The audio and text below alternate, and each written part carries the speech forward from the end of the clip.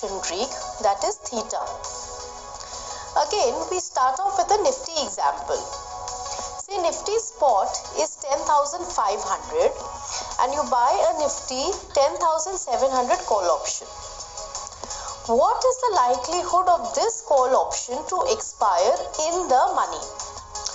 Well, let me rephrase this. Given Nifty is at 10,500 today, what is the likelihood of Nifty moving 200 points over the next 30 days and therefore 10,700 call option expiring in the money? Now the chance for Nifty to move 200 points over next 30 days is quite high. So option expiring in the money upon the expiry is high. Now what if there are only 15 days to expiry? An expectation that Nifty will move 200 points over the next 15 days is reasonable. Hence, the likelihood of option expiring in the money upon expiry is high, but not very high. It's just high. And what if there are only 5 days to expiry? Well, 5 days, 200 points, not too sure. So the chances of 10,700 call option expiring in the money is low.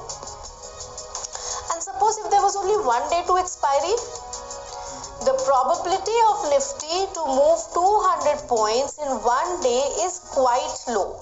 It's almost certain that the option will not expire in the money and the chances of it expiring is high. Now, is there anything that we can infer from this example? Clearly, the more time for expiry, the likelihood for the option to expire in the money is higher. Now, let's keep this point in back of our mind and let's shift our focus on the option seller. We know an option seller sells or writes an option and receives the premium for it. So when he's selling an option, he is very well aware that he carries an unlimited risk and limited reward potential. The reward is limited to the extent of the premium which he is receiving. So he gets to keep his reward, that is the premium, fully only if the option is expiring worthless, the option lapses. Now think about this. If he is selling an option early in the month, he is very clearly aware that he carries an unlimited risk and limited reward potential. He also knows that by virtue of time, there is a chance for that option which he is selling can turn into the in the money option, which means he will not get to retain his premium which he has received. In fact, at any given point, thanks to time, there is always a chance for the option to expire in the money. Although this chance gets lower and lower as the time is progressing towards the expiry date. Now, we had discussed earlier in our videos that premium is equal to intrinsic value plus the time value. Intrinsic value is always a positive value or zero, and it can never be below zero. It can't be a negative number. And it is a relationship between the spot price and the strike price. Coming to the time value is what is being charged on account of passage of time and volatility. Time, as we know, always moves in one direction. Keeping the expiry date as the target time, as time progresses, the number of days for expiry keeps getting lower and lower. So given this, let's ask a question to ourselves. With roughly say 18 trading days to expiry, traders are willing to pay say around 100 rupees towards the time value. Will they do the same if the time to expiry was just 5 days? Obviously they would not, right? With lesser time to expiry, traders will pay a much lesser value towards time. Say for example, The date is 27th March 2018 and the expiry date is 29th March 2018. So time to expiry is 1 day. Let's consider stock State Bank of India. The strike price is 265 and the spot price is 255.8. Premium at which it is trading is at say 30 paise. Intrinsic value of this particular option is 0, say 255.8 minus 265, since it's a negative value, intrinsic value is 0. Hence, the time value should be 30 paise, which equals to the premium. With 1 day to expiry, traders are willing to pay a time value of just 30 paise. However, if the time to expiry was 20 days or more, the time value would be probably 5 rupees or 8 rupees. The point which I'm trying to make here is that with every passing day, as we are getting closer to the expiry day, the time to expiry becomes lesser and lesser, which means the option buyers will pay lesser and lesser towards the time value. So if the option buyer pays rupees 10 as time value today, tomorrow he would probably pay 9.5 rupees as the time value. So this basically leads to a very important conclusion.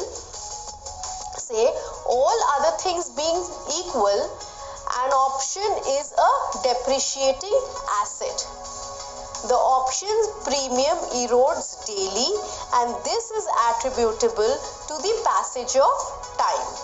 Now the next logical question which comes to our mind is, by how much would the premium decrease on the daily basis owing to the passage of time? Well, theta, the third option Greek, will help us answer this.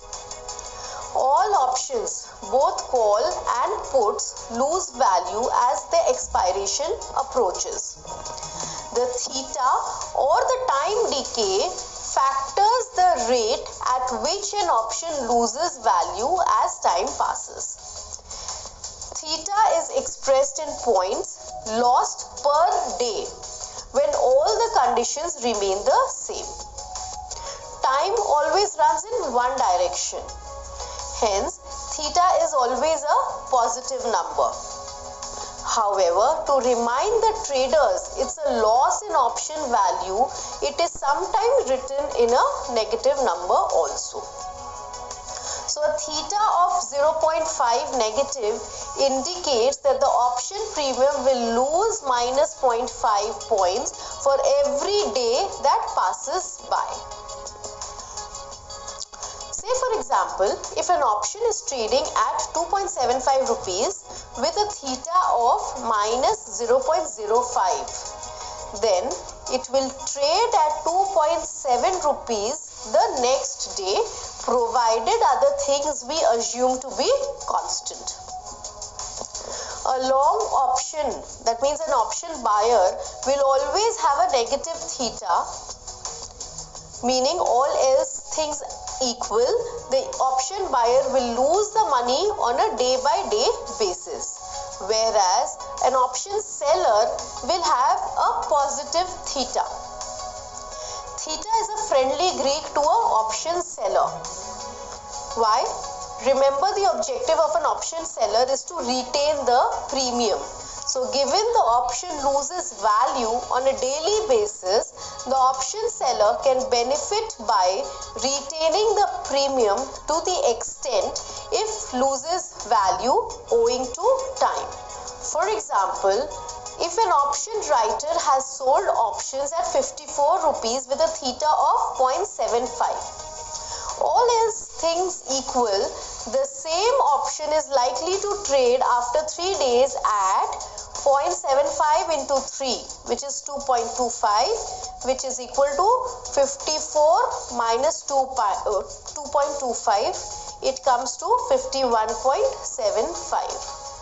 Hence, the seller can choose to close the option position on T plus 3 day by buying it back at 51.75 and profiting rupees 2.25. and this is only attributable to theta. This is the graph of how premium erodes as time to expiry approaches. This is also called the time decay graph. We can observe the following from the graph.